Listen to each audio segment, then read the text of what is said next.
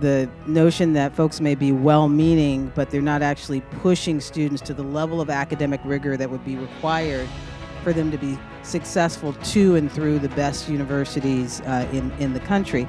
And we had to really have a wake-up call as it related to that.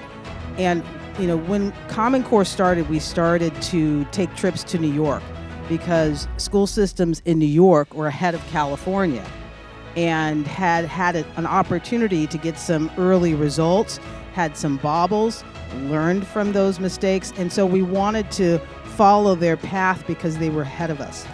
And so we hooked up with an organization called Achievement First, which is a network of high-performing charter schools in New York.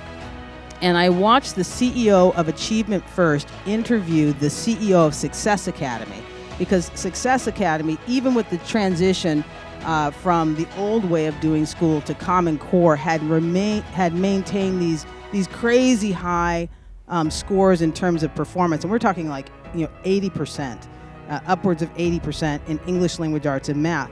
And the CEO from Achievement First, their scores had fallen off. And so she made it her business, and this is a smart woman, this woman is a Rhodes Scholar. She made it her business to study Success Academy such that she could explain what Success Academy was doing better than Success Academy could explain itself. And she could interpret in language everyone could understand what they were doing. And I was taking copious notes. So when a seat opened up in a group they call the Charter Network Accelerator for emerging charter management organizations, growing school systems, to learn at the feet of Achievement First, I signed up. I competed to get in that class. They came out and visited us and said, you know what, I love that your kids greet us when they come to the door. They're so charming, they're so warm, they're so lovely.